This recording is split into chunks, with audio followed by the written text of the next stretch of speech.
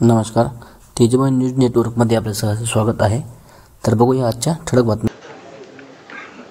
नमस्कार. काल आम्ही केंद्रीय निवडणूक आयोगाच्या प्रतिनिधींना भेटलो आणि आज आम्ही राज्य आणि केंद्रीय निवडणूक आयोगाच्या प्रतिनिधींना दोघांनाही भेटलो. आता जयंतराव म्हणाले किंवा बाळासाहेब म्हणाले, मला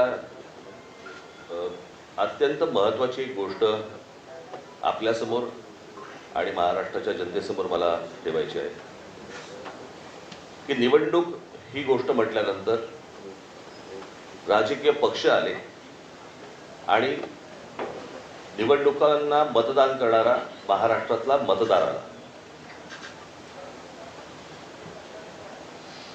निवडणूक आयोग ही फक्त निवडणुका घेतात, कंडक्ट करतात, परंतु राजकीय पक्ष हे निवडणुका लढवतात. आणि राजकीय पक्षांना जर समजा निवडणूक आयोग ज्या याद्या, मतदार याद्या आहेत, ह्या जर समजा दाखवतच नसेल तर मला असं वाटतं की पहिला घोळ इकडे आहे की आम्ही तुम्हाला याद्याच नाही दाखवणार.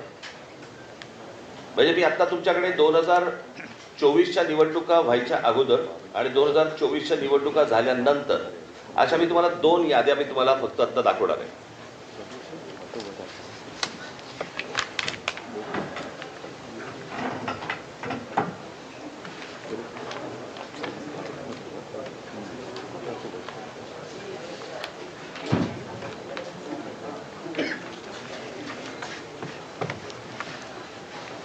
निवडणूक 2024च्या निवडणुका ज्या वेळेला झाल्या त्यावेळेला ज्या निवडणुकांची जी मतदारांची यादी होती ती मी यादीचा काही एक छोटासा तपशील मी फक्त आपल्यासमोर मी वाचून दाखवणार आहे.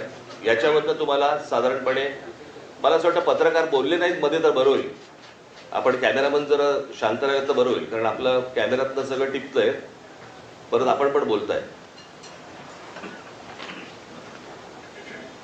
2024च्या अगोदरची जी यादी आहे त्याच्यामध्ये फक्त मी काही नावं आपल्याला फक्त आपल्यासमोर मी वाचून दाखवतो, म्हणजे साधारणपणे यादीमध्ये काय प्रकारचा घोळ आहे हा आपल्याला आणि महाराष्ट्राला लक्षात येईल. मतदारसंघ 160 कांदिवली पूर्व, नाव धनश्री कदम, वडिलांचे नाव दीपक कदम, वय वर्ष 23. आता वडिलांचे डिटेल्स. नाव दीपक रघुनाथ कदम, वडिलांचे नाव रघुनाथ कदम, वय 117.